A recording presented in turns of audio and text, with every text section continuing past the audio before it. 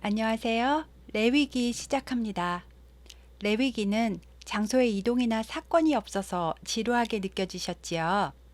성막에서 일을 하는 레위인들과 제사장들은 제사 방법과 순서를 알아야 하니까 그들에게는 달달 외워야 되는 매우 중요한 책이었을 겁니다. 지금은 짐승 제사를 드리지 않으니까 현실에 와닿지 않는 부분도 있지만 유대인들은 지금도 레위기에 나온 절기들을 철저하게 지키고 있고요. 유대인 초등학생들은 학교 들어가서 제일 먼저 배우는 책이 레위기라고 합니다. 그래서 제가 어린이도 배우는 책이니까 어린이 표현으로 나름대로 풀어서 레위기를 읽어봤습니다. 레위기는 하나님께서 우리가 하나님 백성으로 죄를 피하고 또 죄를 지었을 때 거기서 벗어나게 해주시려고 그 방법을 설명해 주신 책이구나 하고 깨닫게 되었습니다. 하나님은 우리가 행복하게 살도록 하시려고 하나님과의 관계가 가까워진 평강의 상태를 유지하며 살기 원하셨고 또 함께 사는 이웃과 서로 사랑하며 살게 하시려고 그 방법을 그러니까 요리로 치면 레시피를 적어주신 책이었습니다. 저는 호감도가 갑자기 올라가면서 레위기를 더 확실하게 알고 싶다라는 마음이 생겼습니다. 우리도 이제는 성전에서 예배하고 봉사하는 레위인이고 제사장 된 신분이잖아요. 학자의 관점에서 하나하나 분석하는 어려운 책도 있지만요. 성경은 어린아이부터 노인까지 배운 사람이나 안 배운 사람이나 차별하며 주신 책이 아니니까요. 하나님께서 일부러 알아듣기 어렵게 하지는 않으셨을 거라는 생각이고요. 왜 이런 내용을 기록하여 주셨는지 하나님의 마음과 그 뜻을 깨닫는 것이 제일 중요하다고 생각합니다. 레위기는 1장부터 5장까지는 5대 제사 4대 방법이라고 해서 제사에 대한 이야기고요. 6장부터 10장까지는 그 제사를 제사장이 어떻게 집례해야 되는지 제사장이 해야 되는 일에 대해서 나와 있습니다. 예를 들어 백성이 제물을 드리고 가면 번제단에 타고 남은 재를 다 긁어서 통에다 담고 어디다 버려야 되니까 성막 밖에 깨끗하게 한 곳을 정해서 구별해 놓고 제사 제물의 재만 한 곳에다 버려라 이런 거 말입니다. 그리고 11장부터 마지막 27장까지는 생활편으로 삶에 대한 방법인데요. 이 내용을 한 문장으로 한다면 성도는 깨끗하게 살아야 하고 하나님의 율법을 지키면서 살고 절기를 지키면서 하나님 앞에서 자기 삶을 돌아보는 시간을 갖고 어려운 이웃은 도와주고 서로 사랑을 실천하면 너희는 거룩하고 행복해진다 이겁니다. 그러니까 어릴 때부터 가르쳐야 맞는 거지요. 이 율법서는 사람이 정해서 만든 법전이 아니고 하나님이 직접 주신 방법책이잖아요. 그러니까 이거는 된다, 이거는 안 된다, 이럴 땐 이렇게 해라 하고 하신 말씀을 공부하시면 일단 하나님 기준에 이건 아니구나, 아, 이건 괜찮구나 하는 분별이 서게 되니까요. 삶의 적용이 제일 많이 되는 책이라고 할 수도 있겠습니다. 성경대로 분별하는 능력이 생기면 누가 나에게 성경에 맞지 않는 말인데 그럴듯하게 압박하면서 요구해도 아닌 것은 일단 생각으로 받아들이지 않고 탄력 있게 쳐낼 수가 있고요. 상처받거나 갈등하는 일 없이 내 영혼의 상태를 하나님 앞에서 건강하게 유지할 수 있습니다. 좀 더 나아가면 마귀가 교묘하게 덫을 놓아도 아, 내가 방심했으면 100% 걸리게 해놨구나 하고 발견을 하게 되고 혹시 올무에 걸렸어도 말씀으로 금방 털고 빠져나올 수 있게 됩니다. 자, 이제 마음을 여시고 머릿속으로 내가 반포소국과 관을 쓴 제사장의 모습으로 성막 안에 들어가 있다 하고 상상해 보세요. 그리고 제사하는 방법을 배워보겠습니다. 제사는 5가지 종류가 있는데요. 번제, 소제, 화목제, 속죄제, 속건제 이렇게 있습니다. 감사하게도 1장부터 5장까지 번제, 소제, 화목제, 속죄제, 속건제가 한 장씩 순서대로 나오기 때문에 번소화제건 이렇게 변소에 화재 발생한 사건 하고 연상법으로 외우시면 1장부터 5장까지 5대 제사를 다 외우신 겁니다. 이 5대 제사를 드리는 방법이 4가지가 있는데요. 이거는 너무 쉬워서 외울 필요도 없습니다. 태운다, 높이 든다, 흔든다, 쏟아붓는다 이겁니다. 단어를 한자로 어렵게 해놔서 그렇지 진짜로 별거 아니지요. 재물을 가지고 와서 태우면 불화자를 써서 화재, 들면 들것자를 써서 거재, 흔들면 흔들 요자를 써서 요재, 포도주나 독주를 쏟아부으면 술 전자를 써서 전재 또는 불 관자를 써서 관재 이렇게가 끝입니다. 성경에 이는 화재니라 라고 써 있으면 태워라 이 말입니다. 그런데 제사는 하나님께 예배 드리는 거잖아요. 아, 예배에는 몇 가지 방법과 종류가 있다고 가르쳐 주시는구나. 즉, 절차가 있다는 거구나. 그럼 지금 우리 예배는 어떤 방법과 절차로 드리지? 하고 이런 것을 생각하시면서 읽으시면 좋겠습니다. 1장에 나온 번제는요. 태울 번자니까 이는 화제니라 써 있는 것이 당연하게 이해되시지요. 번제는 히브리어로 올라인데요. 이름의 뜻도 고맙게 올라가다 라는 뜻입니다. 하나님께 향기로운 화제물로 즉 태워서 연기를 올려드린다 라는 말입니다. 번제물은 가죽만 빼고 나머지 제물의 전부를 싹 다 태워서 올려드리는 건데요. 온전한 헌신을 의미한다고 합니다. 왜 우리도 힘이 하나도 안 남을 때까지 어떤 일을 엄청 집중해서 하고 끝냈을 때 아, 하얗게 불태웠다 라고 하잖아요. 우리가 예배 드릴 때 마음을 다하고 뜻을 다하고 힘을 다해서 예배하면 하나님께 번제로 올려드린 예배가 되어서 기쁘게 받으시지 않을까요? 그러나 예배 전에 죄를 회개하는 기도가 먼저 됨을 기억하시고요. 일찍 나아가서 자신을 돌아보면서 회개할 것을 예수님의 이름으로 먼저 하고 마음을 깨끗이 한 후에 예배 드리시기를 바랍니다. 이것이 성경적 예배 순서라고 생각합니다. 번제의 모든 제물은 미리 구별한 흠이 없는 온전한 거여야 하고요. 제사장이 회막문 앞에서 검사합니다. 병든 거, 다리 저는 거, 남아서 안 쓰는 거를 하나님께 제물이라고 가지고 가면 안 됩니다. 번제는 소, 양, 염소 다 되는데 수컷이어야 합니다. 산비둘기나 집비둘기는 새끼를 드리는데요. 집비둘기는 사육한 비둘기를 말합니다. 새는 양이나 염소를 가지고 갈 수 없는 가난한 사람들이 드리는 제물입니다. 그렇지만 제물의 크기나 가격은 하나님께서 받으시는 내용과는 아무 관계가 없습니다. 그냥 내 형편에 맞게 드리면 되는 겁니다. 출애굽기 29장에서 제사장에게 매일 아침과 저녁에 상번제를 드리라고 하신 거 기억나시나요? 매일매일 아침에 첫 제물이 태워져서 올라가고 그 다음 그 위에 백성의 제물이 순서대로 올라가는 거고요. 저녁에 마감할 때도 마지막 상번제물 양을 올려드리고 끝나는 겁니다. 상번제는 번제만 드리는 게 아니고 소제도 같이 드리는 건데 조금 이따 소제할 때 다시 말씀드리겠습니다. 상번제 외에도 번제는 백성이 죄를 지어서 회개할 게 있을 때 가지고 나갑니다. 번제 드리는 사람이 제물을 가지고 회막문 앞에서 제사장님 번제 드리러 왔습니다 하면 제사장이 나와서 제물에 흠이 있는지 없는지 확인하고 백성은 손을 제물의 머리에 올려놓고 꾹 눌러서 안수를 하면 그 사람의 죄가 제물 속에 쏙 들어가는 것이고요. 그 제물은 죄의 삭스로 죽음을 당하게 되는 겁니다. 제물 드리는 사람이 제물을 데리고 성막 북쪽에 제물 잡는 곳으로 가면 제사장은 제물이 움직이지 못하게 밧줄로 묶을 것입니다. 제물 가지고 온 그 사람은 아마도 목을 먼저 찔러서 제물의 숨통을 끊고 피를 먼저 받아 놓습니다. 그리고 가죽을 벗겨서 한 곳에다 두고 제물을 토막내서 각을 뜹니다. 그 사이 제사장은 번제단에 가서 받아 놓은 피를 제단 사방에 뿌리고 나무를 버려 놓아서 불이 활활 타게 합니다.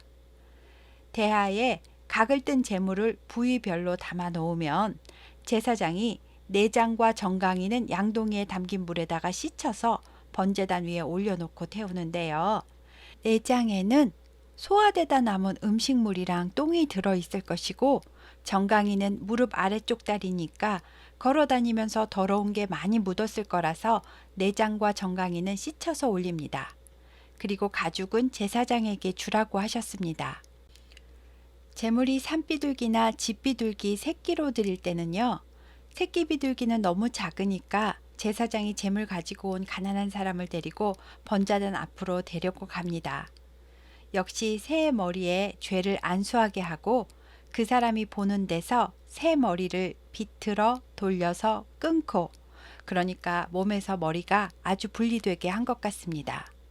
그리고 몸통에서 피가 좀 나는 거는 제단 곁에 흘리게 하고, 목이 떨어져 나갔으면 몸통의 식도 아랫부분에 모이 주머니가 달렸을 건데 그거랑 모래주머니나 뭐 더러운 거는 손가락으로 끄집어내서 제단 동편 쪽에 재 긁어 모아두는 곳이 있는데 거기다가 던져버리라고 하셨습니다. 그리고 새 날개 부분을 잡고 바깥쪽으로 꺾으면 새 몸통이 찢어지잖아요. 완전히 떨어져 나가게 찢지는 말고, 그러니까 새는 목은 떨어져 나가고 배는 다 터진 채로 제사장이 그것을 제단에다 올리고 태워서 번제로 드리랍니다. 재물이 무엇인지는 중요하지 않지만 재물 가져온 사람은 죄를 지으면 저렇게 처참하게 죽는다는 것을 확실하게 알게 될 것이고 죄에 대해 각성하게 될 겁니다. 대신 죽은 재물에게 미안하기도 할 거고요. 자기가 이렇게 죽어야 되는 걸 제물로 대신하게 하시고 살려주신 하나님께 감사하면서 죄를 안 지으려고 애쓰면서 살 겁니다. 다음 2장의 소제는요. 소자는 채소할 때 소자입니다. 하얗다라는 뜻도 있고 꾸미거나 덧붙이지 않은 것을 의미하기도 합니다. 그래서 곡식의 가루를 드리는 제사를 소제라고 번역해 놓으신 것 같습니다. 히브리어로는 민하라고 하는데요. 선물, 어떤 나라의 통치자에게 바치는 공물이라는 뜻입니다. 곡식은 노동의 대가로 얻는 땅의 소산물이잖아요. 피 흘리는 일이 없으니까 죄사함의 능력은 없지만 이 제사는 번제나 화목제와 함께 짝꿍으로 드려지는 제사입니다. 하나님을 향한 순수한 희생과 봉사를 나타낸다고 하는데요. 우리의 예배로 가져온다면 성전에서 드리는 우리의 봉사도 하나님께서 예배로 받으신다, 이렇게 생각할 수 있겠습니다. 단 완전히 파우더로 곱게 갈아져서 드러나면 안 되고요. 누룩으로 부풀려도 꿀을 발라서 포장해도 안 됩니다. 성령의 기름이 부어져야 하고 유향으로 기도의 향이 함께 올라가야 합니다. 또 소금을 쳐서 처음에 순수한 마음이 변질되지 않아야 합니다. 소제도 주신 은혜에 감사하면서 드리는 제사입니다. 그래야만 하나님께서 받으시는 향기로운 제사가 되는 겁니다. 극빈자들은 소제를 속죄제 대신 드리도록 허용하기도 했습니다. 소제물은 곡물가루를 맷돌에 갈고 체에다 내려서 고운 가루로 2.2리터, 즉 10분의 1 에바를 가지고 가는데요. 기름과 유향을 함께 준비해서 제사장에게 가지고 갑니다. 2.3리터짜리 우유 아시지요? 그 통 안에 고운 가루를 채우면 10분의 1 에바입니다.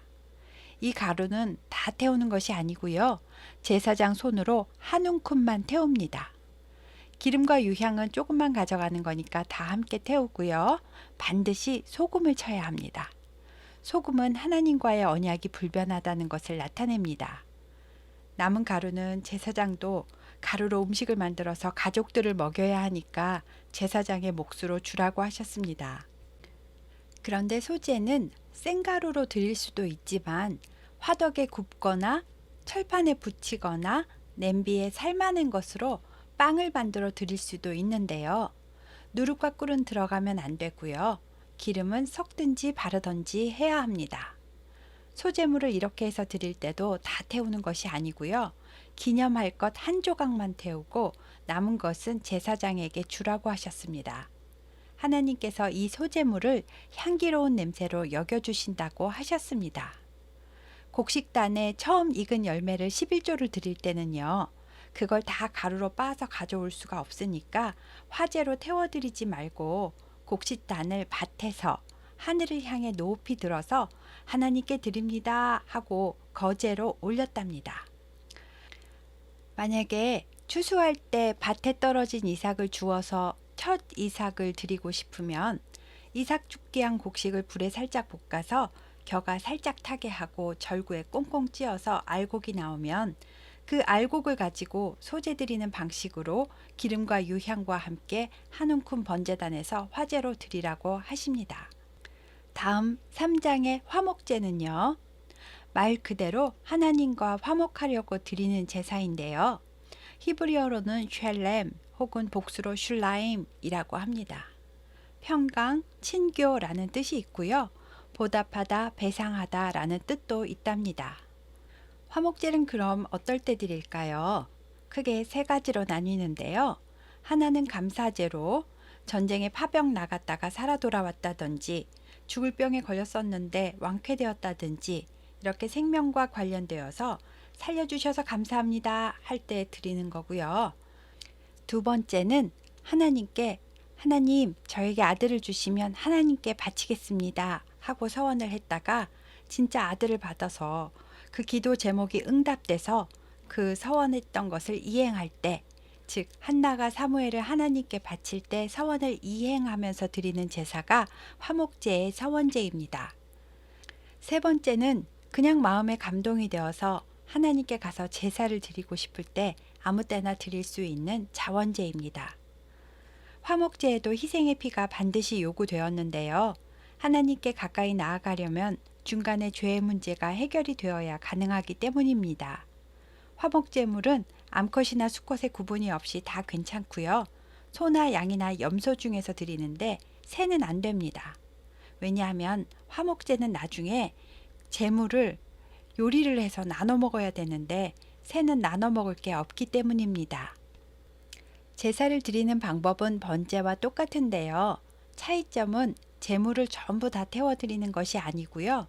내장에 덮인 기름하고 콩팥은 기름으로 완전히 덮여 있어서 콩팥과 그것을 싸고 있는 모든 기름, 그것을 통째로 그리고 내장을 싸고 있는 꺼풀들을 다 태워서 드린다는 겁니다. 그런데 양은요. 꼬리에다 영양분을 축적해 놓았다가 건기를 버티기 때문에 꼬리에 지방 덩어리가 크게 뭉쳐 있거든요. 그래서 양은 꼬리까지 다 태워드립니다. 번제단에는 기름만 다 태워드렸으니까 고기는 남았잖아요. 고기의 가슴 부분은요. 성막들에서 높이 들었다가 흔들면서 내리는데 이러면 흔들었으니까 요제이고요. 이것을 제사장에게 공동 제물로 줍니다. 그 다음 오른쪽 뒷다리는요. 거제로 높이 들었다가 내리고 그날 화목제물 가져온 사람의 제사를 집례해준 담당 제사장에게 줍니다. 그러니까 화목제물의 가슴과 뒷다리는 제사장의 몫입니다. 그래도 고기가 많이 남았잖아요. 남은 고기는 제사 후에 제물을 가져간 사람과 그 가족들, 성막에서 봉사하는 레위인들, 제사장들과 함께 성막들에서 공동 식사를 한다는 것이 화목제의 특징입니다. 화목제도 소제와 짝꿍으로 함께 드려진다는 것을 기억하시고요. 한나처럼 제물을 한 마리가 아니라 여러 마리로 드리고 싶을 때는 함께 먹을 이웃들도 다 데리고 가서 은혜를 나누면서 간증하면서 식사했다고 합니다. 이웃들도 그 간증을 들으면서 하나님께 영광 돌리고 다 축하해 주었겠지요.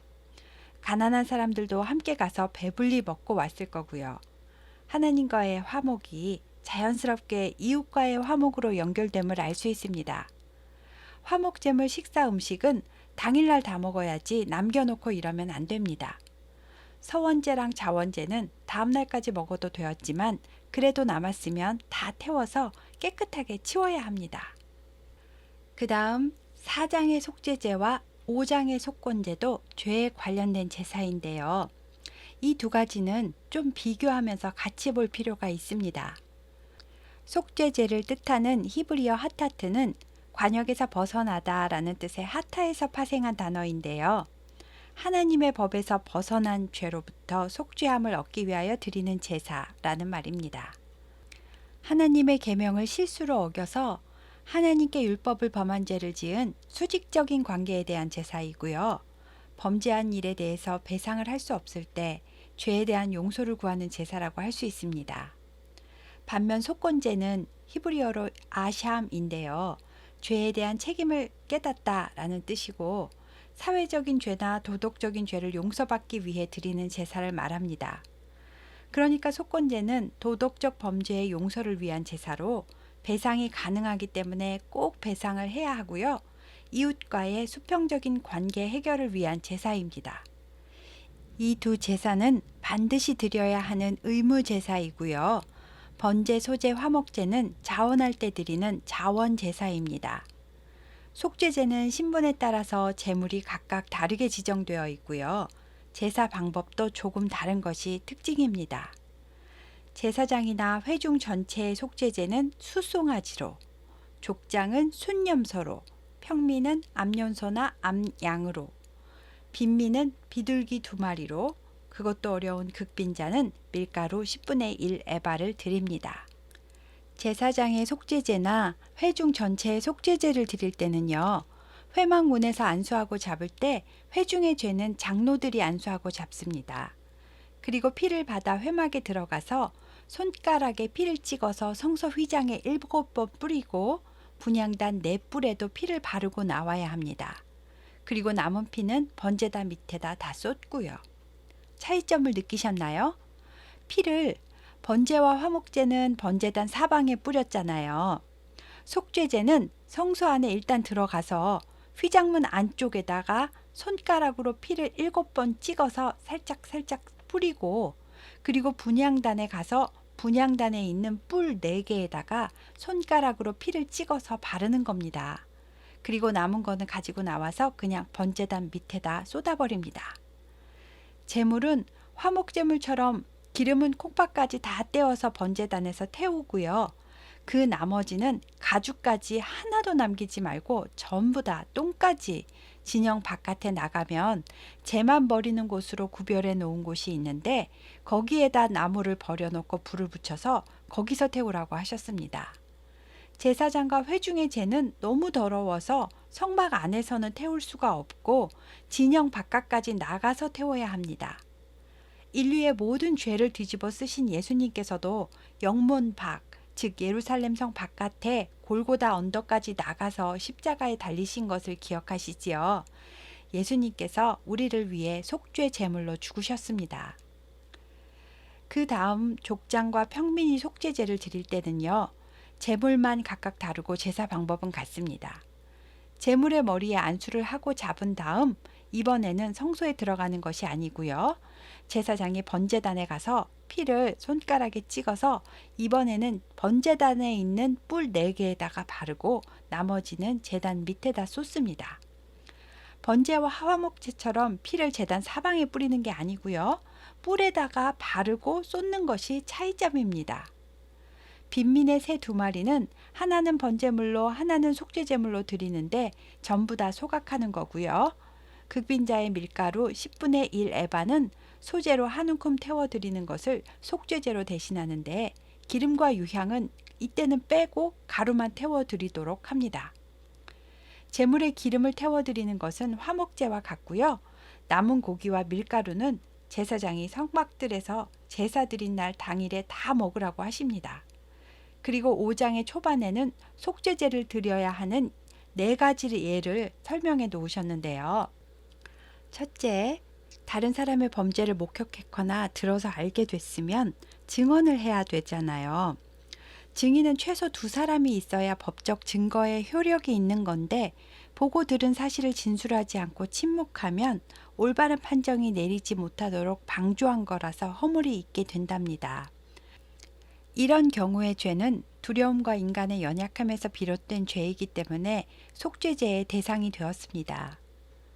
둘째, 모르고 부정한 짐승의 사체나 부정한 가축의 사체나 부정한 곤충의 사체를 만졌다가 아차 했을 때 모르고 만졌어도 허물이 있게 되었으니까 속죄제를 드리랍니다. 셋째, 모르고 어떤 사람의 부정에 닿았는데 그 사람의 부정이 어떤 부정이든지 내가 그 부정한 사람의 몸에 닿았다는 것을 깨달았으면 그것도 속죄제를 드려야 한답니다.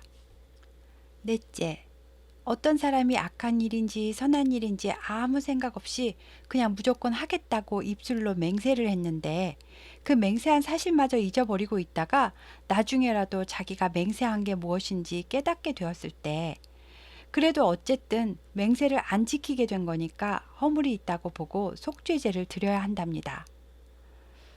별거 아닌 것 같은데 이게 무슨 죄인가 하지 않으셨나요? 그러니까 속죄제는요, 어떤 일을 의도해서 죄를 지은 거는 아니지만 어쩌다 보니 율법을 어기게 되었고 하나님께서 주신 계명 중에 하나라도 어긴 게 되는 것을 깨달았으면 하나님 앞에 부정해졌다라고 보고 속죄제를 드리라고 합니다. 하나님은 어떤 죄를 지었나를 중요하게 보시는 것이 아니고요. 우리가 지금 어떤 상태인가, 얼마나 깨끗한 상태인가를 중요하게 생각하시는 것 같습니다. 그 다음 5장의 속건제, 즉 배상제사는요. 일단 제물은 순양 한 가지로 지정이 되어 있습니다. 속건제는 하나님의 성물을 범했을 때랑 이웃에게 악을 행하거나 물질에 손해를 입혔을 경우, 즉 남의 물건을 강제로 빼앗았거나 분실물을 습득하거나 저당물을 잡았거나 거짓 맹세로 남에게 피해를 입힌 경우에 드리는 제사입니다. 여호와의 성물에 대하여 부지 중에 범죄하였으면, 이 말은요, 하나님께 헌물을 바쳐야 하는데 일부러 그런 거는 아니고 실수로 하나를 빼뜨렸을 때 10만 원을 내야 되는데 9만 원밖에 못했고 나중에 깨달았으면 못 드린 1만 원에다가 그것을 5분의 1인 2천 원을 더해서 12,000원을 제사장에게 갖다 주고 흠없는 순양을 가지고 가서 속건제를 드려라 라고 하십니다. 또 이웃이 맡긴 물건이나 저당물을 속이거나 도둑질하거나 착취하고도 안 했다고 사실을 부인하거나 남의 잃은 물건을 주웠는데 주순 사실을 부인하고 주인을 안 찾아줬거나 거짓 맹세를 하는 등의 범죄를 하였으면 잘못을 인정하고 불법으로 취득한 물건을 돌려보내는데 원금의 5분의 1을 더해서 배상을 하고 그 다음 하나님께 와서 속건제를 드리라는 겁니다. 속건제물은 번제단 사방에 피를 뿌리는 거고요. 기름은 태워드리고 남은 고기는 성막들에서 제사장들이 다 먹으라고 하십니다. 레위기 14장에 보면 문둥병자의 정결 예식에도 속건제가 사용되었고요. 레위기 19장 20절에서 22절에 보면 성적인 죄를 범했을 때도 속건제를 드리라고 하셨습니다. 이렇게 1장부터 5장까지 5대 제사를 다 했는데요. 이해가 되셨는지 모르겠습니다. 번제 소제 화목제만 하나님께서 이는 여호와께 향기로운 냄새니라 라고 말씀하셨고요. 속죄제 속건제는 그런 말씀을 하지 않으십니다. 그러니까 자원제는 기쁘게 받으시고 의무제는 당연하게 받으신다 라는 생각이 저는 들었습니다. 소제를 제외한 나머지 제사는 제사를 통해서 하나님 앞에 죄의 문제를 해결하고 하나님께 나아갈 수 있도록 삶의 여러 가지 측면의 죄에 대해서 해결하는 방법들을 설명해 놓으셨다라고 이해하시면 맞을 것 같고요. 소제는 하루하루 우리에게 삶을 주시고 양식을 주시는 하나님 은혜에 감사하면서 나아가는 제사이다 라고 이해하시면 될 것 같습니다. 하나님께서는 죄를 너무너무 싫어하시는데 우리가 거룩해져서 하나님께 가까이 나아가기를 원하십니다. 성막을 주시는 이유도 그 좁은 지성소에 친히 임재해 주시는 것도 다 우리를 만나 주시려고 사랑하셔서 만들어 주신 방법이라고 생각합니다. 5대 제사를 끝까지 들어주셔서 감사합니다.